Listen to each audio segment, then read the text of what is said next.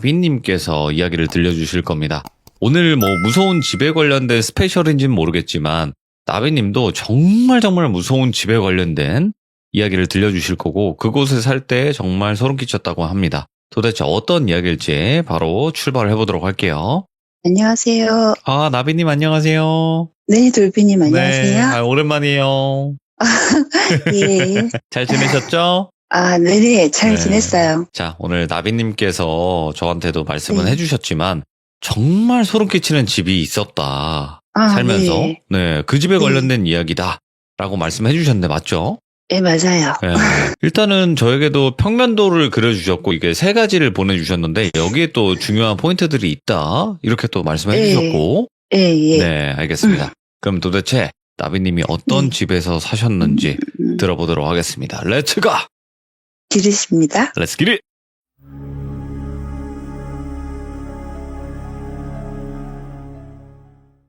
이 이야기는 저희 어머니가 좀 부자병이 있으세요. 어떤 병이요? 일종의 부자병이라 그래서 왜 근딱가리에 안 걸치면은 쇠도 고르고 명품 신발 안 신으면 발 뒤꿈치 물집 잡히고 그런 이상한 병이 있는데요. 예. 근데 저희가 원래 살던 곳이 서울의 한남동이었어요. 근데 갑자기 엄마가 이 부자병이 도져가지고 강남으로 이사를 가야겠대요. 거기서 거기 좋은 데인데 다. 근데 강남으로 이사를 가야겠다고 혼자 막 집을 보러 다니시는 거예요. 그런데 저희는 아파트에 산 적이 없기 때문에 단독주택을 이렇게 알아보는데 엄마는 이제 압구정동을 막 눈독을 들이시는데 거기는 아파트도 좀 그렇고 예. 그래서 단독주택이 많은 동으로 선택을 해서 집을 정했어요. 예. 근데 이 집을 잠깐 설명을 하자면요. 이 집은 건축가가 자기가 살려고 자기 가족과 같이 살기 위해서 직접 설계를 해서 직접 시공도 하고 그랬던 집이에요. 근데 이 집이 그 동네에 초입에 있는 첫 번째 집이에요. 네. 근데 그 집이 원래 있던 자리가 작은 빌라가 하나가 있었고 그 옆에 마을 입구에 옛날에는 왜 아름드리 나무같이 이렇게 입구에 나무가 이렇게 하나씩 있잖아요. 그렇죠. 그걸 당산나무라고 하나요? 그런 게 느티나무가 되게 큰 게 있었는데 네. 이게 너무 크다 보니까 가려지는 거예요, 길이. 그리고 반대편에 대로가 뚫려서 그 동네에 사는 사람들, 아는 사람만 드나드는 길인 거예요. 그래서 그 사람이 그 부지까지 매입을 해가지고 그 나무를 잘랐어요. 근데 나무 자체가 너무 자재가 많이 나오다 보니까 그 나무로 그 집에 건축할 때 소재로 썼다 하더라고요. 근데 이 분이 딸하고 와이프하고 이렇게 세 가족이 있었는데 이 딸이 이제 수능시험을 이렇게 보러 어머니하고 딸하고 경기도에 있는 학교였다고 하더라고요. 거기를 수능시험을 보고 오는 길에 교통사고가 나서 차가 완파가 됐어요. 어이구, 예. 그러니까 시험을 보고 오는 길에 그 자리에서 직사를 한 거예요. 그래서 이 사람이 정작 내가 가족을 위해 집을 지었는데 혼자만 남게 되잖아요. 네. 그래서 그분도 나중에 그 집에서 극단적인 선택을 해버렸어요. 근데 집이 비어있는데 그 형제 중에 아무도 그 집을 소유권 이전을 안 받으려고 막 서로 미루고 그런 상태였어요. 근데 저희 어머니가 그 집을 구입하실 때 그 주변의 시세보다 싸다 그러면 이해를 하겠는데 네. 싼 것도 아니었어요. 주변 시세하고 비슷했어요. 근데 집이 다만 비어 있어서 어머니가 그 집에 이사를 하게 된 거예요. 그런 내용은 전혀 몰랐었고 그냥 건축가가 근사하게 지어서 집이 자체가 완전 저택이에요. 저는 이제 그때 대학생이었거든요. 그래서 학교를 갔다가 오면은 주소를 줄 테니까 네가 이사한 집으로 찾아와라. 그래서 학교 끝나고 그 집에 이렇게 찾아갔는데 크기가 장난이 아닌 거예요. 지금 이거 측면도만 봐도 엄청 큰 집이네요. 네, 측면으로 보면은 1층 전체가 차고예요. 그러니까. 그 동네는 큰 단독주택이 많아서 차들이 2대, 3대씩 있어요.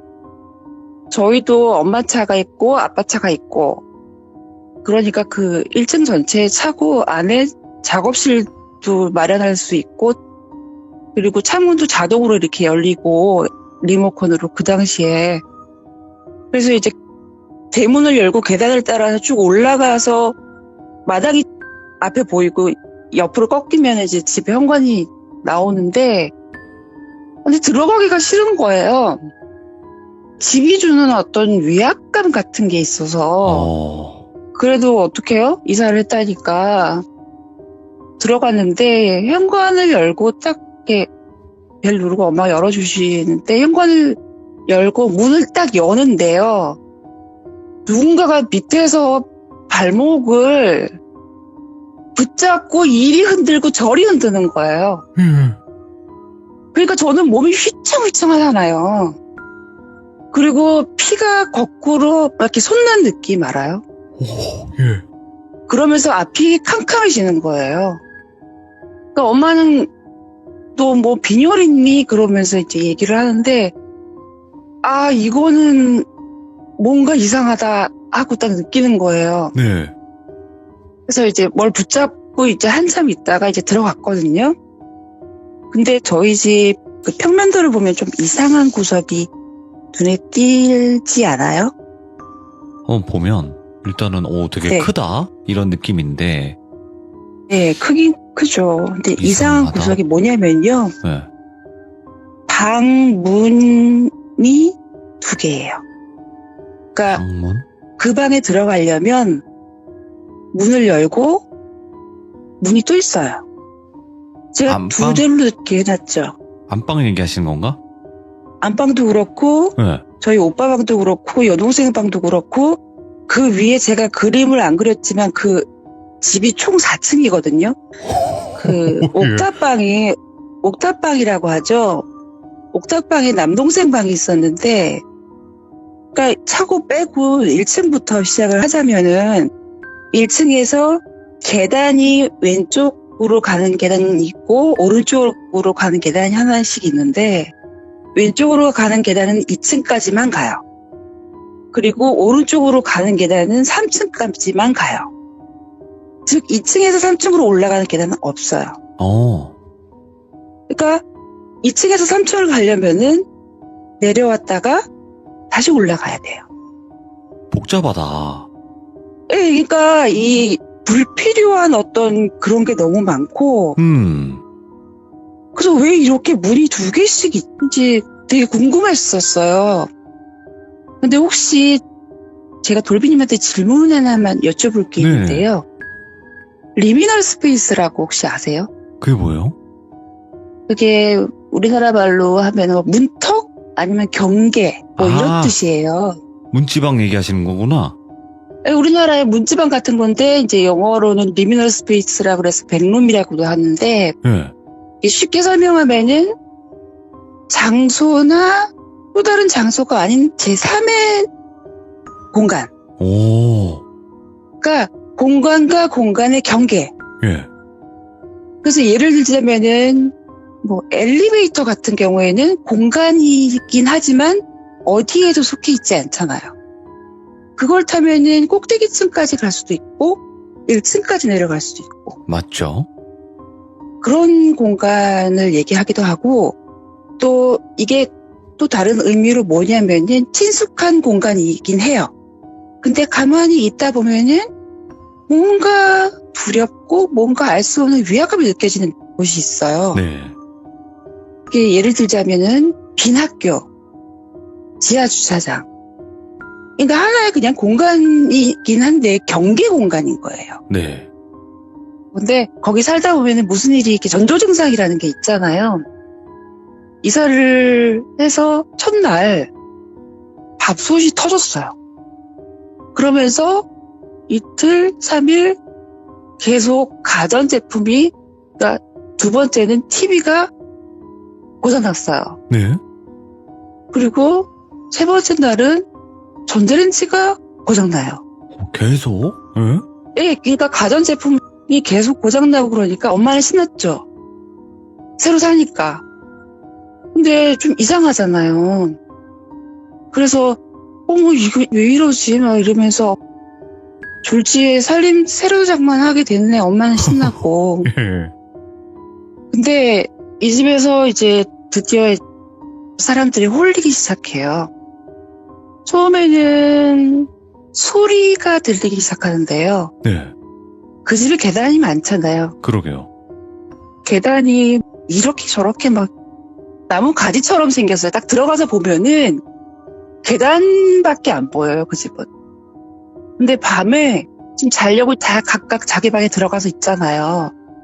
그러면은 뚝, 뚝, 또르르르르, 뚝, 뚝, 또르르르르 한 소리가 들려요. 그래서 문을 딱 열고 나가서 보면은 저희 오빠랑 내 동생 방이랑 제 방이랑 나란히 있거든요. 동시에 문을 연 거예요. 다 들었다는 거잖아요, 그 소리를. 이게 무슨 소리야? 뭐가 계단으로 구르는 것 같은 소리인 거예요. 그래서 다시 그냥 몰라 자자 그러고 문 닫고 조금 있다가 뚝 이러고 또 떨어져요. 그래서 아빠가 드디어 나오셨어요. 근데 거실 한 구탱이에 골프공이 있는 거예요. 골프공이 이렇게 굴러서, 근데 그 골프공이 무겁잖아요. 네. 무거우니까 그 계단이 나무인데 쿵 구르르르르 하고 떨어지는 거예요. 예. 근데 골프공은 하나인데 소리는 끊임없이 들리는 거예요. 치워도 다음날 되면 또 떨어져 있고 그런 소리가 나기 시작하더니 저는 이 집 생각만 하면 그러니까. 패닉이 와서. 아이고, 네. 괜찮아요. 천천히 하셔도 돼요. 예.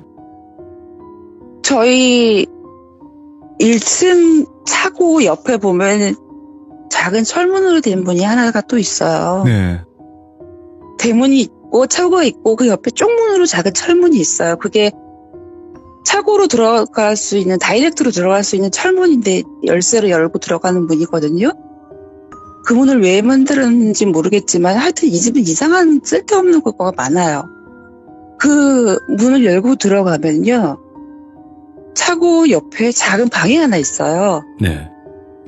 그 방이 창고로 쓰려고 했던 방이었던가 봐요. 근데 뭐 보온 장치 다 잘 돼 있고 사람이 살아도 되겠더라고요. 근데 어느 날은 제가 이제 너무 늦게 오니까 배를 누르기 싫고 마침 그 철문이 좀 열려 있더라고요. 그래서 그거를 빼고 열고 안 들키려고 살금살금 들어가는데 어두컴컴하잖아요. 예. 근데 그 방에 불이 켜져 있는 거예요. 그래서 뭐지? 아빠가 켜놓고 그냥 올라가셨나? 그리고 딱 봤는데 어떤 여자애가 책상에 앉아서 공부를 너무 열심히 하고 있는 거예요. 그래서 야, 너 누구야? 그랬거든요. 네. 언니세요? 언니가 이사 온 언니세요? 그러는 거예요. 예. 그래서 나 여기 이사 온 사람이 너 누구야? 그랬더니 저도 여기 살아요. 그러는 거예요. 근데 저 공부해야 돼요. 그러니까 가주셨으면 좋겠어요. 뭐 이러는 거예요. 뭐야. 그래서 저 다음날 엄마한테 물어봤어요. 엄마, 차고 옆에 방 새놨어? 그랬죠. 무슨 소리야. 거기 그 콧구멍만한 방은 새놓으면 욕먹어. 무슨 소리야. 거기 내가 짐을 얼마나 넣어놨는데. 근데 그때 내가 봤을 때는 방에 가구 하나 없이 책상 하나만 딱 있고 걔가 앉아서 공부를 하고 있었거든요. 네. 홀리기 시작하는 거예요, 드디어. 드디어, 예. 근데 걔가 이제 나중에는 제 방에도 오는데 제 방이 2층이 제 방이 제일 커요. 제 방이 제일 큰데 큰 이유가 있어요. 네. 왜냐면은 안쪽에 희한하게 바텐더처럼 아일랜드 바가 있고 싱크대가 있고 조리대가 있고 막 이래요 방에. 오, 예. 화장실도 다 있네, 그만해. 방마다. 예, 그러니까 방마다 다 있어요. 근데 공동으로 쓰는 화장실은 없어요. 이유는 모르지만 예. 그래서 제가 거기다가 이제 냉장고까지 갖다 놓고 밖에 안 나가도 되게끔 네. 1층까지 내려가서 물 먹고 다시 올라오기가 너무 귀찮으니까 그래서 이제 그렇게 꾸며놓고 있었단 말이에요. 근데 제가 차양막 같은 걸 설치를 해놨었어요. 평소에 이렇게 좀 닫아놓고 싱크대 같은 거 보기 안 좋으니까. 근데 자다가 문득 깰 때가 있잖아요. 근데 깨서 딱 봤는데 컴컴한 데서 누가 이렇게 서 있어요. 아일랜드장 뒤에. 예. 누구지? 그래서 이제 제 동생 이름이 돌비라고 한다면 또 돌비야? 돌비 왜 잠도 안 자고 거기 서 있어? 그랬더니 언니 저 돌비 아니에요. 그래요. 너는 왜 왔어? 그랬어요. 너는 또 왜 왔니? 내 방에. 그랬더니 언니 나 이거 문제 모르겠어서 정말 못 풀겠어서 왔어요. 그러는 거예요. 미치겠는데 자다가 깨가지고 수학 문제를 물어보는데요. 그래서 내가 이거는 이렇게 풀고 이거는 이렇게 풀고 그러다가 깨보니까 아침에 아일랜드 거기에 엎어져 자고 있더라고요. 아, 예. 알려주셨구나, 또. 예, 물어보니까 근데 컴컴한데 뭐가 보이지도 않는데 그 당시에는 그게 보였어요. 희한하게. 그리고 저희 아빠가 이렇게 문을 열었으면 불을 끄고 문을 닫는 거에 거의 광적으로 집착하시는 분이에요. 네. 근데 제가 뒷손이 없다고 하잖아요. 문을 열어놓으면 불도 안 끄고 문도 열어놓고 이러고 나오는 때가 먼저 집에서 많았단 말이에요. 그래서 따라다니면서 잔소리를 하셨어요. 근데 분명히 열어본 적도 없는 문인데 문이랑 문은 다 열려있고 불이랑 불은 다 켜져 있고 그래서 아빠가 거의 돌아가시기 직전인 거예요. 그래서 하루는 막 형제들 다 세워놓고 야구방망이 들고서는 누구냐고 막 가정을 잡는 거예요. 그러니까는 뭐 이판사판이다. 아빠도 예민해져 있고 나도 예민해져 있고 근데 그 연가를 봤다고 제가 얘기를 부모님한테는 할 수가 없고 저희 할머니가 절대 결혼하기 전까지는 아무한테도 얘기하지 말라 그러니까 저는 속으로만 앓고 있는 거죠. 걔가 네. 그랬다. 혹은 뭔가가 그랬다. 그래서 그냥 손바닥을 계속 맞기만 하고 그랬는데 큰 사단이 하나가 나요. 엄마가 부엌에서 저녁 식사 준비를 하고 있었는데 저는 이제 식탁에 앉아갖고 대각선 방향으로 싱크대가 보이잖아요. 엄마가 뭐 찌개거리 뭐 국자로 맛도 보고 하고 있는데 나는 이제 그 식탁에 앉아가지고 무슨 나무를 다듬고 있었어요. 네. 그래서 이제 엄마 하면서 무슨 말 하려고 엄마 그러는데 그 싱크대 상부장 문이 살짝 열려요. 그래서 저거 뭐지? 말을 하다 말고 이렇게 빤히 쳐다봤어요. 근데 엄마는 등 돌리고 있으니까 내가 그러고 있는 걸 모르죠. 네. 근데 조금씩 더 열려요. 예. 근데 거기서 뭐가 나오냐면요. 하얀 머리카락이 쓱 하고 밑으로 쭉 늘어지면서 나오는 거예요. 근데 그게 싹 옆으로 도는데 얼굴이 까매요. 머리는 하얀데. 네. 예. 머리는 하얗고 얼굴은 까맣고 눈알은 하얗고 저만 하나 딱 찍혀 있고 근데 손이 쓱 하고 빠져나와요. 예. 손가락이 엄청나게 긴 손이 엄마한테 점점 다가가는 거예요. 엄마는 이제 음식 만든다고 정신이 없으니까. 그래서 내가 엄마 피해 그랬는데 엄마가 뭐라노 그러는 거예요. 엄마 경상도 분이시거든요. 엄마 거기서 나와 그랬거든요. 근데 그 손이 엄마 머리채를 딱 잡으려고 하는 순간 제가 안 되겠다. 엄마 말로 안 되겠다. 그래서 제가 엄마를 확 끌어당겼어요. 진짜 손살같이 어디서 그런 순발력이 있는지 확 끌어당겼는데 그 순간 상부장이 앞으로 와장창 이게 문이 열리면서 상부장이 앞으로 확 떨어지면서 거기에 있던 모든 유리 그릇이 우와. 사방팔방으로 다 튀었어요. 그러니까 이 상부장에 맞아서 머리를 다치기도 하겠지만은 이 유리 파편들이 밑으로 튀었다가 그 주방 바닥이 타일이었어요. 네. 탕 튀고 벽에 가서 팍 꽂히고 탕 튀고 천장 가서 팍 꽂히고 막 이러는 거예요.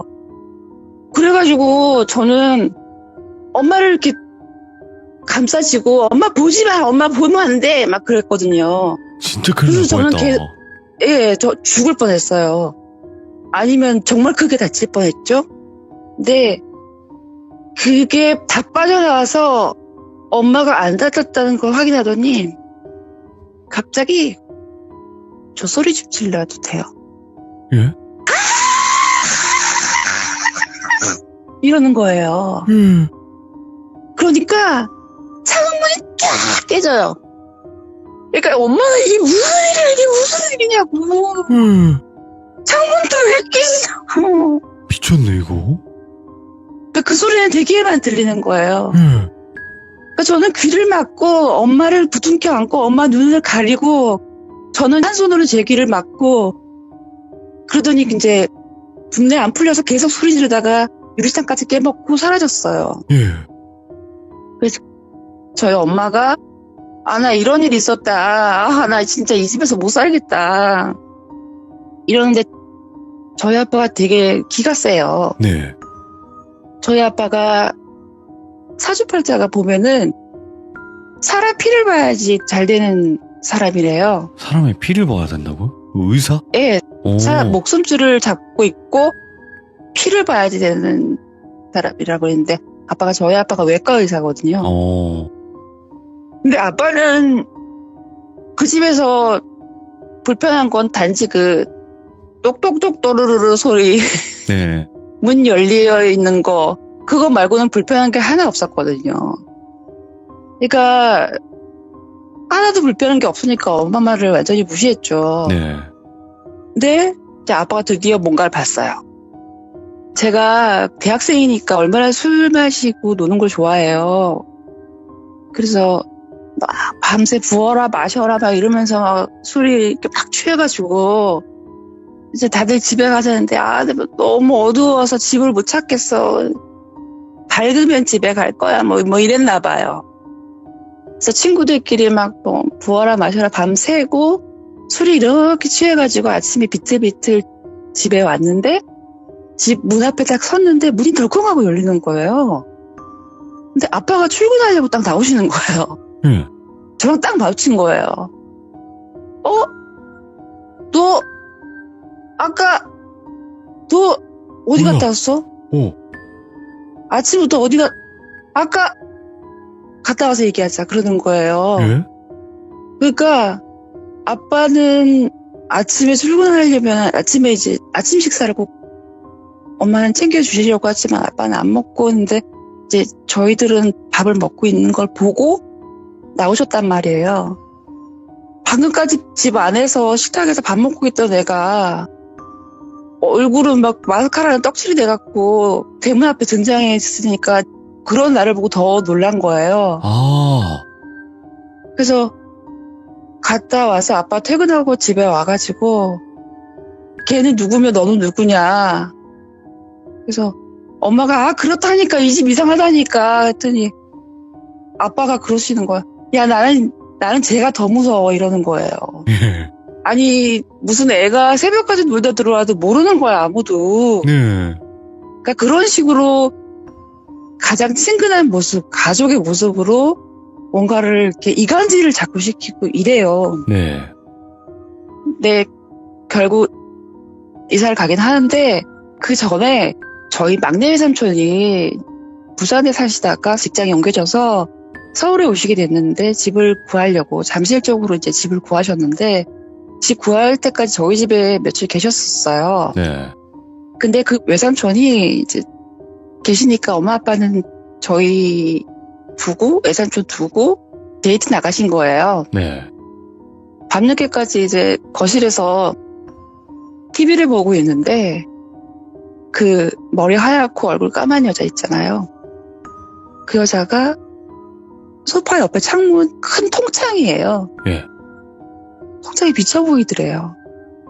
그래서 하고 보는데 없어요. 창문을 보면 있어요. 그래서 너무 놀라가지고 막 뛰어가지고 그 밤에 외할머니한테 전화를 하신 거예요. 엄마 막 이러면서 전화를 하신 거예요.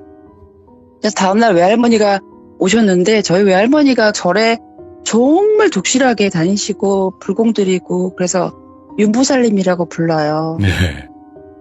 근데 외할머니가 모셔가지고 딱 거실에 앉아가지고 불경을 외우기 시작하는데 10분도 안 돼서 저는 그런 건 생전 머리 털나고 처음 봐요.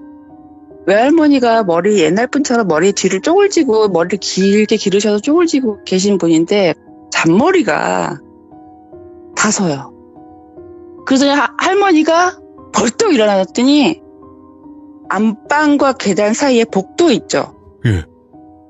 그쪽으로 막 가요. 그러더니 그 복도에 엄마가 액자를 걸어 놓으셨는데 저거 다 치우라 그래요. 네. 그래서 치웠어요. 그랬더니 할머니가 벽지를 빡빡 뜯기 시작하는 거예요. 박박 뜯으시는데 거기에 부적이 엉기고 서글기고 막 같이 막 뜯어지는 거예요. 이게 얼마나 많이 붙여놨는지 온벽에. 그래서 그 벽지를 다 뜯어 보니까 문이 하나가 있어요. 예? 그러니까 내가 그 집에 살면서 이 집에 뭔가 다른 공간이 제가 아까 리미널 스페이스라고 얘기했잖아요. 어떤 제3의 공간이 있었던 거예요. 비밀의 문이네. 예, 그 집의 비밀이 그 계단 아래에 있었던 거예요. 예. 거기가 방이었던 거예요. 근데 그 방을 딱 여는데 더 놀랐어요. 왜요? 침대, 탁자, 그리고 테이블, 소파, 카페트, 그렇게 돼 있어요. 예. 그러니까 사람이 살아도 되겠어요. 그러니까 알고 보니까는 그 방이, 그러니까 이 건축가가 당산나무를 뱄잖아요. 네. 당산나무를 베고 그 터가 도깨비터가 돼버린 거예요. 아, 그걸로 그렇게 했으니까. 네. 그리고 그 나무로 계단을 만들어버렸잖아요. 예. 그래서 자기 마누라하고 딸내미 대학 입학한 것도 못 보고 죽었잖아요. 예. 그래서 자기는 거기 숨어 살았어요. 숨어 살다가 그러니까 거기서도 그 사람이 뭔가를 보니까 부적을 붙이고 문 닫고 그 밑에 숨어 살다가 도저히 이렇게는 못 살겠어서 극단적인 선택을 했다는 거죠. 네. 그래서 이건 정말 아니다. 진짜 이런 경우는 없다 해가지고 근데 또 되게 웃긴 건 아버지가 마침 그때 너무 잘 돼가지고 네. 지방에 있는 대학병원 원장으로 가셨어요. 오, 도깨비 턱이나 하구만. 예. 예, 그래서 진짜 뭐 너무 흔한 얘기겠지만 진짜로 그러더라고요. 네.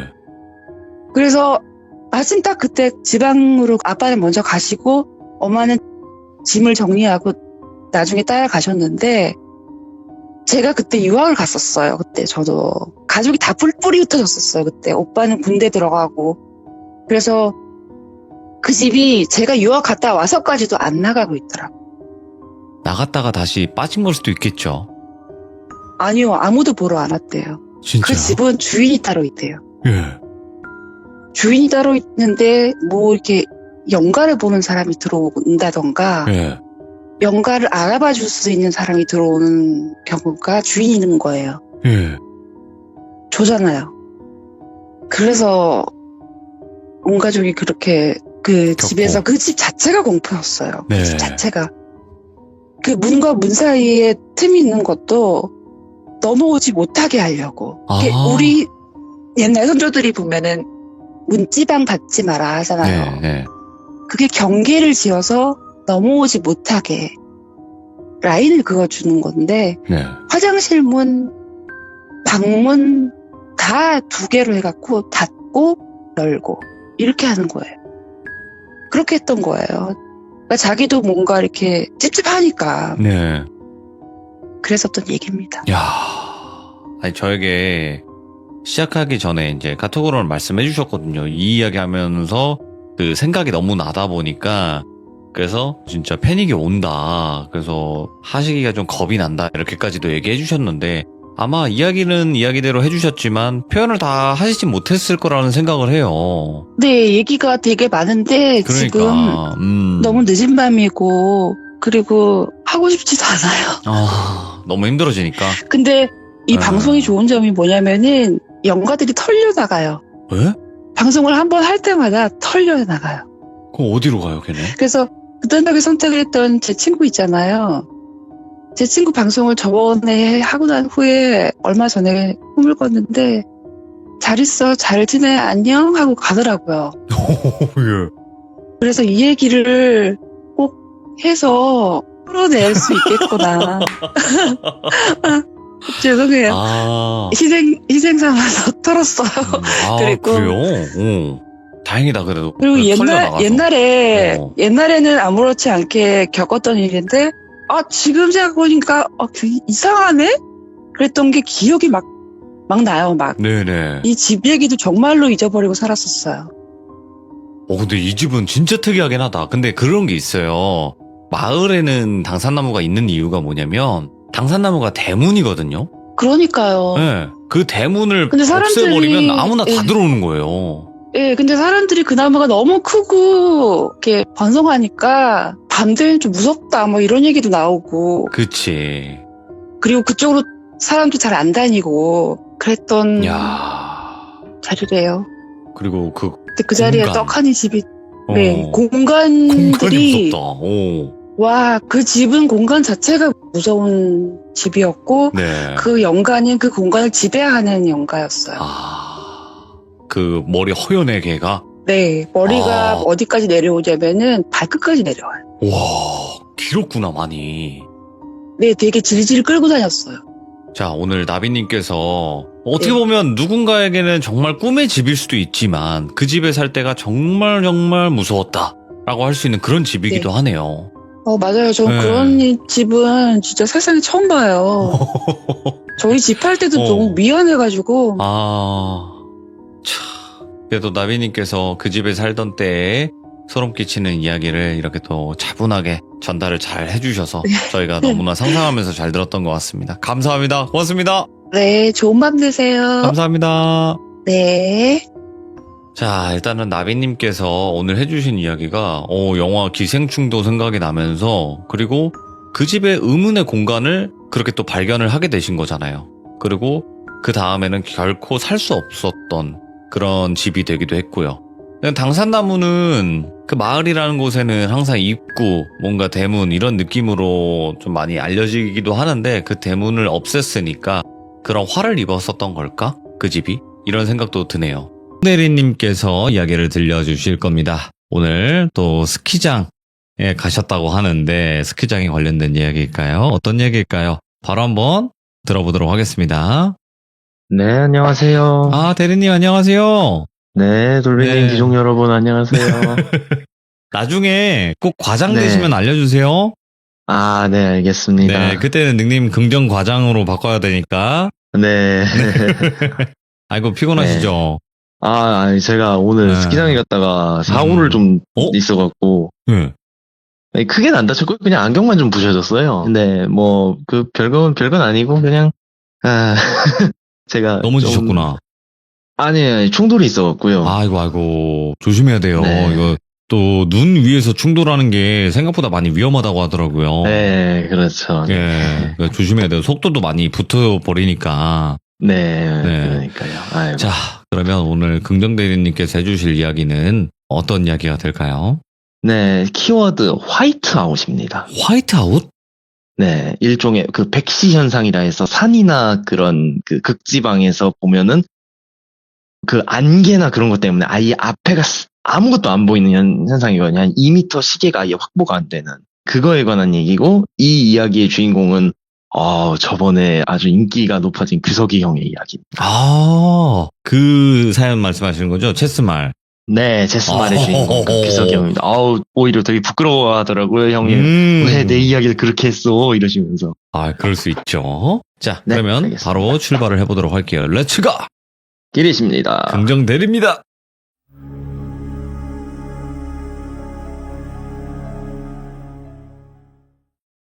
먼저 규석이 형은 전편에도 유명했지만 징크스 같은 거를 굉장히 민감하게 믿는 형이에요. 어느 네. 정도냐면은 나는 여기를 갈 때 꼭 이거를 챙겨간다. 예를 들면 운전을 할 때 시동을 걸고 그 다음에 뭐 악셀을 3번 밟는다던가 혹은 그런 식의 징크스를 굉장히 믿는 형인데, 모르겠어요. 사실 왜냐면 자기 스스로 말을 안 하지만 뭔가를 알고 있는 것 같아요. 혹은 뭔가를 본다던가 느끼시는 형 같아요. 그런데 이번에 밥을 먹으면서 저한테 그런 얘기를 했거든요. 야, 긍정아, 나 이야기 갖다가 무슨 나를 무당처럼 만들어놨다? 이러니까, 아유, 형, 내가 그냥 형 그때 신기했던 경험이 있어서, 그러니까, 뭐, 상관은 없는데, 너 귀신 가장 보기 쉬운 방법 하나 알려줄까? 이러는 거예요, 대뜸. 그래서, 어떤 건데? 이러니까, 귀신을 보기 가장 쉬운 방법은 위험해. 목숨을 걸고 일단 들어가야 되는데 가장 쉬울 거야. 비나 눈 많이 내려서 구름이 내려간 산에 들어가. 그러면은 볼 수가 있어. 예. 이런 얘기를 하는 거예요. 형 혹시 본 적 있어? 그러니까 그거 얘기해 줄게. 이것도 거기 방송에 얘기하면은 아마 도움이 될 거야. 근데 어떻게 들릴지 모르겠지만 한번 얘기해 줄게 하면서 얘기가 시작됐는데, 규석이 형이 몇 년 전에 좀 굉장히 안 좋은 일이 있었거든요. 그래서 좀 마음에 스크래치가 좀 많아서 혼자서 이렇게 좀 전국을 돌아다니는 그런 식으로 일주일을 보내게 됐어요. 근데 한번 목표가 1월, 그러니까 눈이 많이 내릴 때 그 산을 올라가는 거였대요. 그래서 등산으로 이렇게 올라가려고 했는데, 굉장히 좀 유명한, 한국에서 되게 유명한 산을 하나 올라가게 됐대요. 그래서 짐을 다 챙겨서 배낭을 싸고 이렇게 산을 올라가게 되는데, 어느 정도 올라갔을 때 그 산을 8시부터 타기 시작했대요. 그러면서 규석이 형의 계획대로라면은 8시에 타기 시작해서 4시 반쯤에 대피소에 도착해서 거기서 하룻밤을 묵고, 그 다음에 새벽에 정상을 찍고 다시 돌아오는 1박 2일의 일정이었대요. 그래서 그러면은 그렇게 갈 수 있었겠네 하면서 그럼 재밌었겠다 하면서 했는데, 규석이 형이 하필 날짜를 잘못 잡았던 게 눈이 엄청나게 내릴 때를 간 거예요. 거의 폭설이 막 내리기 시작했대요. 근데 어느 정도 이렇게 산을 타고 올라가다가 한 1시 반부터 엄청나게 눈이 내려서 거의 허벅지까지 쌓이기 시작했대요, 눈이. 산에서 근데 그 정도로 눈이 내리면은 대부분 그런 생각을 할 거예요. 위험하니까 중간에 내려가야 되지 않나, 이런 생각을 했을 수도 있는데, 눈이 그렇게 내리고 하면 이제 구름이 내려서 시계가 마비가 된대요. 화이트아웃이 오기 시작한대요. 그러면은 그때 내려갈 수가 없대요. 왜냐면 올라가는 것보다 내려가는 게 더 위험하대요. 그래서 어쩔 수 없이 이렇게 올라가게 됐대요. 그냥 그 대피소까지는 가야 된다, 무슨 일이 있어도, 이런 생각을 하면서 대피소까지 올라간다 해갖고 가는데, 일단은 화이트아웃 상황이니까 앞에가 완전 안개로 차단돼서 앞에가 안 보인대요. 그런데 규석이 형이 걸어가다가 저 앞에 한 몇 미터쯤에 사람들이 보인대요. 등산하는 사람들이. 그래서 아니 저 사람들 뭐지? 라고 하는데 이게 보일 리가 없는데, 이런 생각을 하면서 가다가 어느 정도 딱 본 순간 규석이 형이 사박사박 하면서 그 눈 밟는 소리가 뒤에서 들렸대요.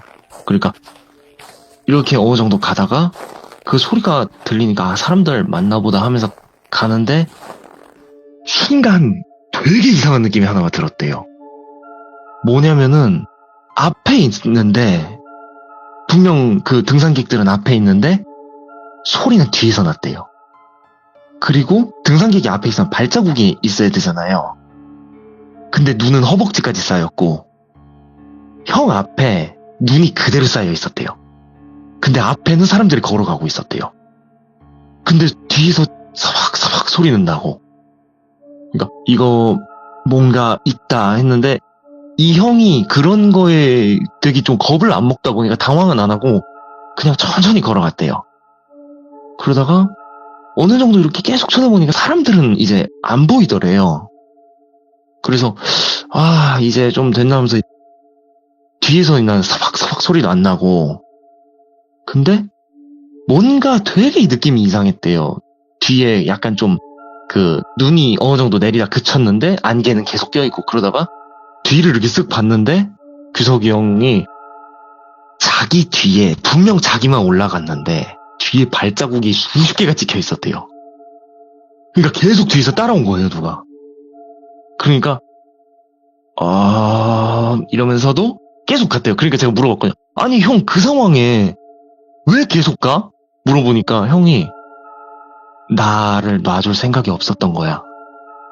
근데 뭔가 할 말이 있었던 것 같대요. 그래서 어느 정도 이렇게 가니까 그래도 정말 다행인 게 4시 반부터 이제 산이 해가 진대요. 산은 되게 빨리 해가 진대요. 그런데 앞에 다행히 대피소가 있어서 해지기 전에 대피소로 들어왔다 해서 저벅저벅 걸어서 빨리 걸어서 대피소를 들어갔대요. 근데 눈이 정말 많이 내려왔고 거의 계단까지 쌓였다 하더라고요, 그날. 그런데 대피소 문을 끼익 열고 들어갔는데 규석이 형이 들어가니까 대피소 안에 4명 정도가 있었대요.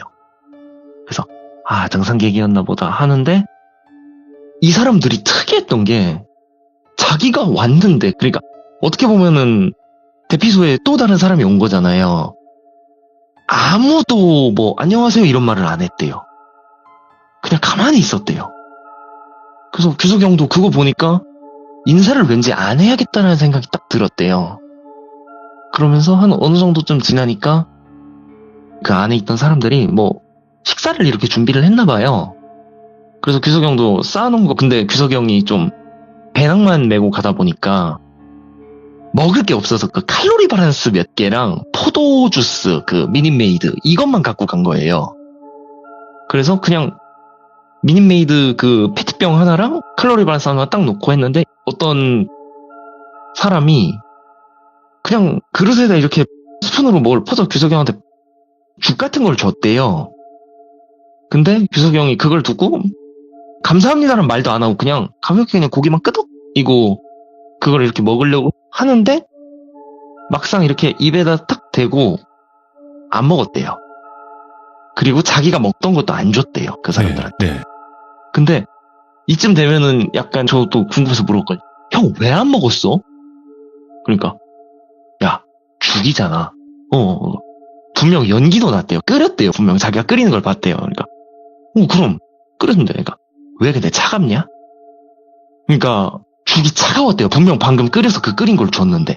예. 규석이 형이 그걸 안 먹고 이 사람들 이거 뭔가 있는 것 같다라는 느낌이 들었대요. 그때. 그러면서 일단 말은 안 하고 자기 먹던 그 칼로리 바란스 하나만 먹고 포도주스 대충 먹고 그대로 위로 올라갔대요. 근데 올라가면 그 대피소는 이렇게 침대나 그런 게 없고 무슨 찜질방 굴처럼 이렇게 돼 있거든요, 안에가. 예. 그래서 거기서 한 명씩 이렇게 들어가서 자는 건데 그래서 규석이 형이 자리 하나에다가 그냥 쏙 들어가서 가방을 베개 삼아서 이렇게 누워 있었대요. 그런데 한 몇 분 정도 이렇게 있는데 진짜 기분이 묘했던 게 자기가 그렇게 갔는데 사람들이 자기를 이렇게 쳐다보더래요. 네. 이렇게 사람들이 쳐다보다가 다시 이렇게 앉아서 딴짓을 했는데 그러니까 완전히 고요한 상태잖아요. 침묵한 상태. 그리고 규석이 형은 계속 그 말을 한 거예요. 저한테. 어떻게 보면 내가 정말 예의가 없다고 느끼는데 네가 그 상황에 가면은 나 이 사람들한테 말 걸면 안 되겠다. 이 생각이 든대요. 그래서 진짜 이상하다 하고 규석이 형도 그 얘기를 저한테 했거든요. 예전에 그 사연 중에 그거 있었잖아요. 산장에 들어갔는데 산장에서 말이 없으면 그 중에서 말 없거나 조용하면 그게 문제가 있다. 그렇죠. 똑같은 느낌이었대요, 그게. 근데 규석이 형이 또 너무 아침부터 산을 올라갔으니까 피곤해갖고 한 6시쯤에 잠이 들었대요. 그러다가 한 몇 분쯤 지나가 갑자기 오한이 좀 드는 추위가 좀 느껴졌대요. 그래서 뭐지 하는데 갑자기 끼익 퉁 하면서 이상한 소리가 나서 규석이 형이 눈을 딱 떴는데 사람들이 없는 거예요.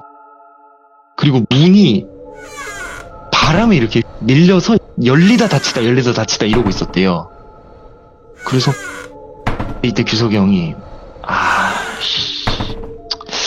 그러면서 뭔가 내가 꼬였다, 뭔가에 지금 꼬였다, 내가 뭐에 잡혔다 지금 이 생각이 들어서 가방에서 그 칼로리 바란스랑 메모용 수첩을 꺼내서 종이를 찢은 다음에 칼로리 바란스를 4개를 나눠놨대요. 그런 다음에 종이 위에다가 칼로리 바란스 4개를 올리고 그 포도주스 있잖아요. 미니메이드 포도주스.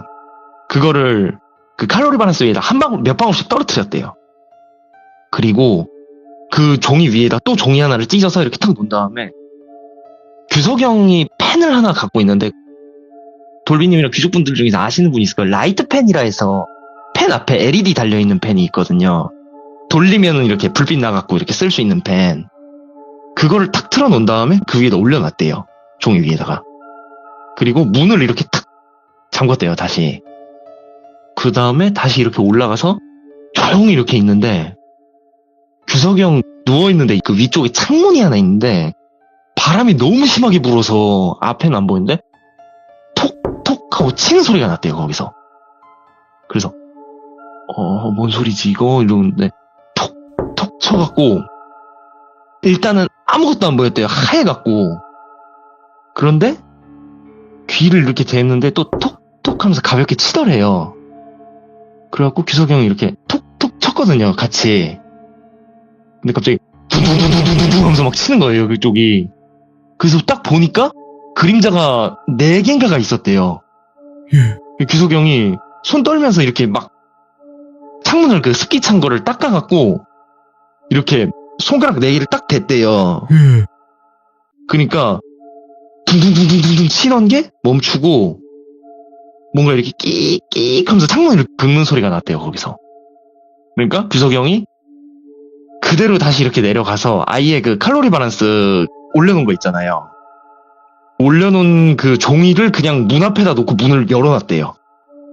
그리고 그 라이트펜 켜놓고 그 종이 이렇게 놓고 이렇게 한 다음에 밖에다 대고 여기다가 쓰세요 이러고 문을 닫아버렸대요. 그리고 다시 이렇게 위에 올라가서 딱 누워서 가만히 있었대요, 그 뒤로. 그런데 얼마나 지났나 갑자기 발자국 소리가 났대요, 그 대피소 안에. 끼익 하면서. 그리고 그때부터 규석이 형이 기억이 안 난대요. 그때부터 잠이 들은 것 같대요, 자기 말로는.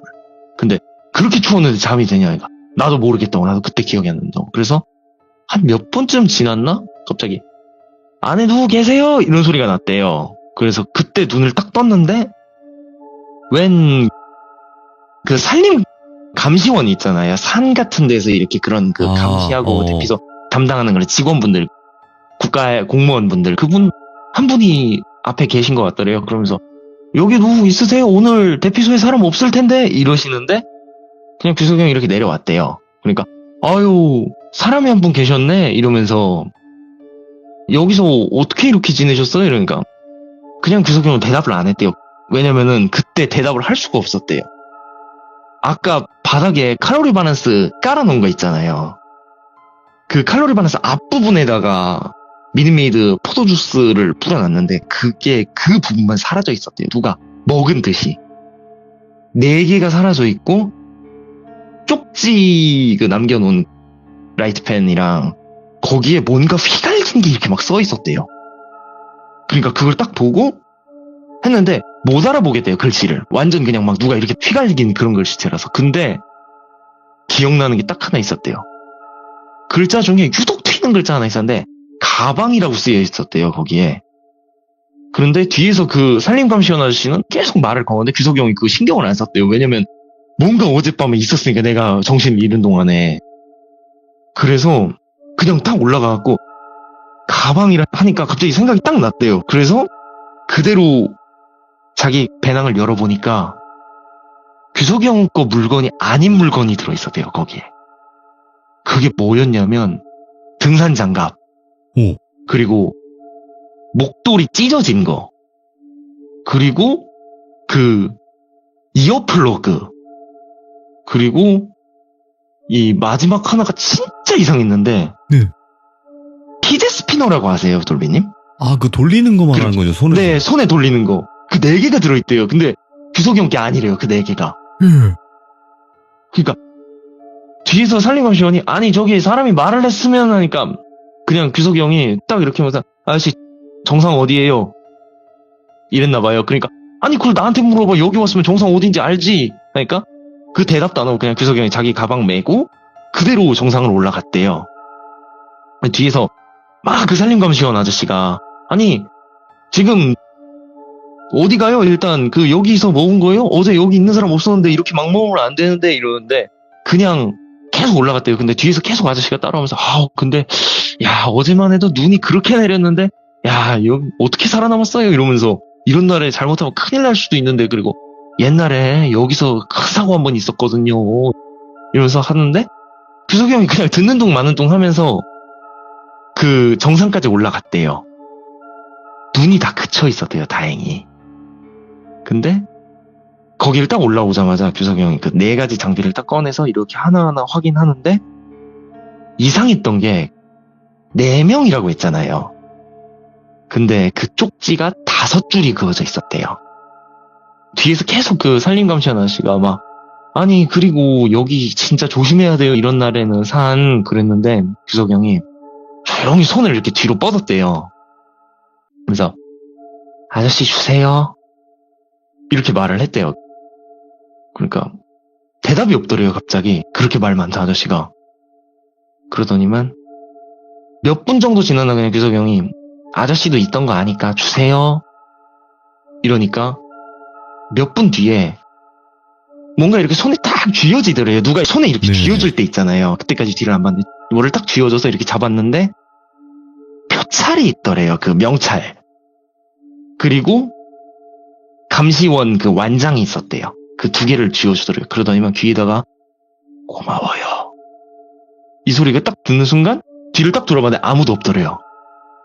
그래서 규석이 형이 그 종이를 이렇게 써놓은 거 있잖아요. 5줄 써놓은 거를 한 줄씩 뜯었대요.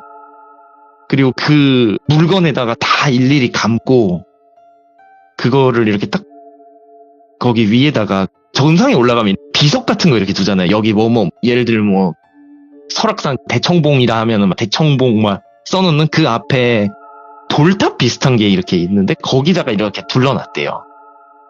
그리고 그냥 아무 말 안 하고 그냥 혼잣말도 안 하고 그냥 거기서 조용하게 한 30초 정도 가만히 있었다고 하더라고요. 그랬는데 그거를 이렇게 남기고 내려가는데 그 생각이 들더래요.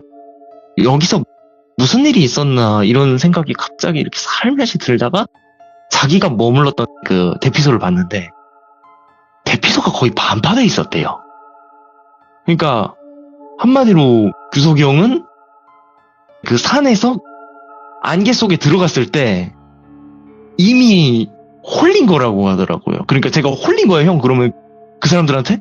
이러니까 그 등산객들이 보여준 걸까 하니까는 규석이 형이 반대로 얘기를 하더라고요. 오히려 저한테 아니야, 나 홀린 거 아니야. 그러니까 뭔 소리야? 그러면 홀린 게 아니라 그 사람들은 그냥 부탁을 한 거야, 나한테. 그럼 형 거기서 이렇게 홀린 건 뭐야 하면 그건 산이 안 놔준 거야. 오. 그러니까 그 말을 하더라고요.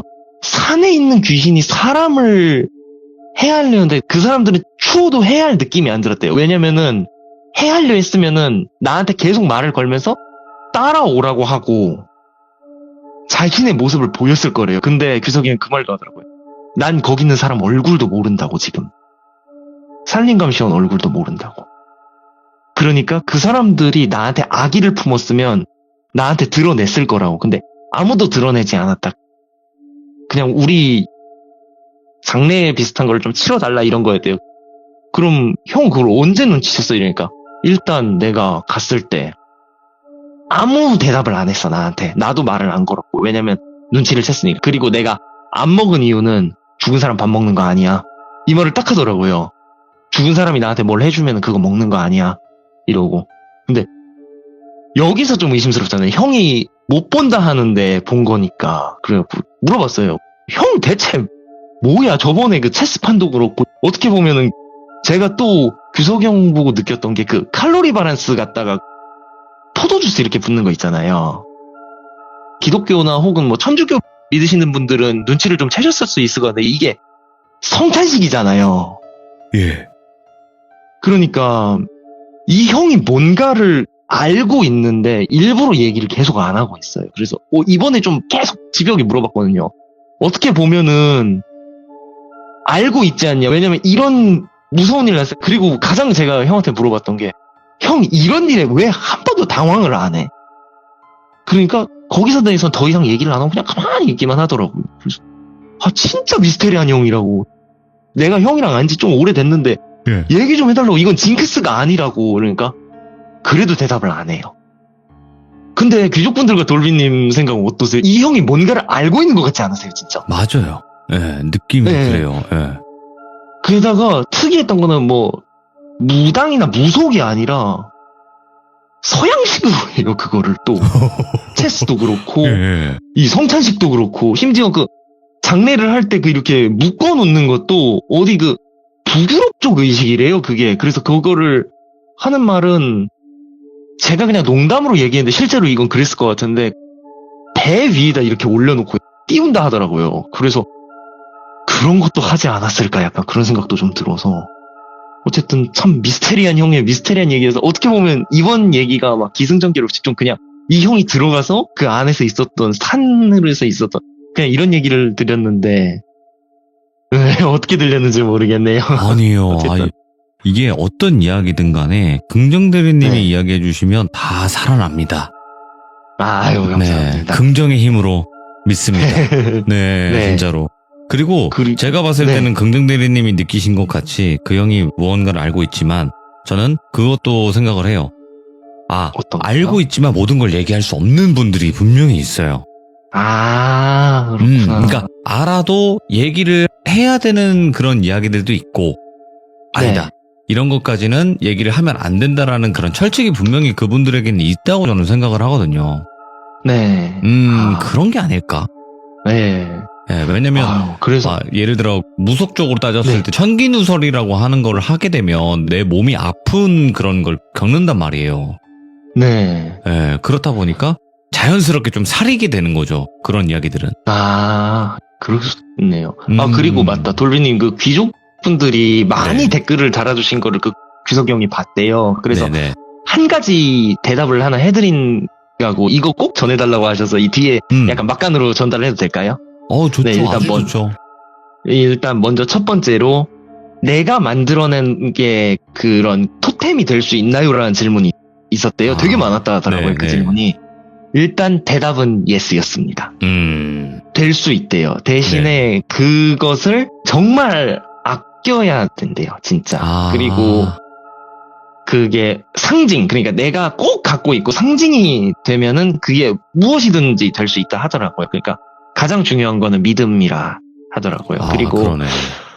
두 번째 질문이 그게 많았거든요. 그 건담이나 그런 프라모델 만드시는 분들이 되게 많대요. 돌비도 혹시 만드세요? 아니요, 저는 안 만들어요.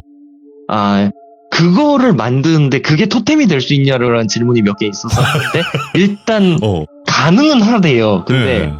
하는 방법이 그 무기를 들고 있으면 어디에 이렇게 나올 것 같은 그 위치에 무기를 겨누고 대신 시선은 그쪽이 아닌 나를 바라보게 해놓으래요. 그래서 세워두면은 어느 정도 그런 막 가위 눌림이나 그런 건 방지할 수가 있을 거래요. 네. 근데 오래가진 못할 거래요. 이 의미를 알겠다. 네. 이게 뭐냐면 봐봐요. 우리가 그냥 다이소 같은 데 가가지고 호랑이 그림 사가지고 걸어놓으면 그 힘이 있어요? 없어요.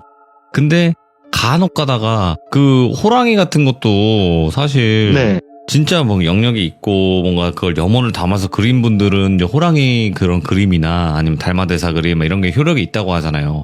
근데 그냥 네. 인터넷에서 찍어내는 거 사면 의미가 없다라는 거죠. 네. 그러니까 한마디로 어떠한 물건에 좀 내 염원이라든지 이런 계속 기운이 담겨야 된다라는 게 첫 번째네요. 네, 그렇죠.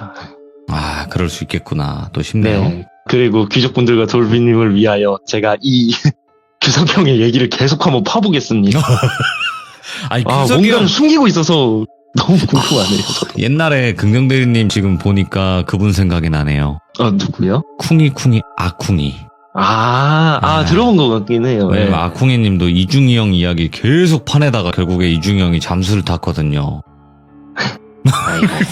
그분도 분명히 알고 계신 게 정말 많았는데 결국에 끝까지 알려주지 않고 사라졌던 바람과 같이 사라져버렸던 이중이 형이 있었거든요. 이제 규석이 형이 네. 이중이 형 같은 그런 느낌이긴 하겠다라는 생각이 드네요. 네. 네. 네. 자, 아유, 감사합니다. 오늘도 너무너무 고생 많으셨고요. 네, 늦은 밤인데도 이렇게 참여해주셔서 감사드립니다. 오늘 네. 푹 주무시고요. 네, 돌비님과 귀족 네. 여러분, 올해가 얼마 남지 않았는데, 올해 참 다들 마무리 잘 하시고요. 내년에 더 행복한 1년 보내실 수 있길 바라겠습니다. 감사합니다. 항상 파이팅입니다. 감사합니다. 감사합니다. 일단은 규석이 형이 뭔가 많은 일들, 그리고 여러 가지 일들을 많이 겪으셨던 것 같아요. 그래서 아마 또 여러 가지 이야기들이 많이 나오지 않을까 하면서 우리 귀족님들이랑 저랑 씩 한번 웃게 됩니다. 우리가 몰랐던 일들 아니면 더 소름 끼치고 상상도 못했던 일들 그런 것들을 많이 들어볼 수 있는 기회가 됐으면 좋겠습니다. 왜냐면 무서운 이야기는 소중하니까요. 시청해주신 모든 분들 감사드립니다. 고맙습니다.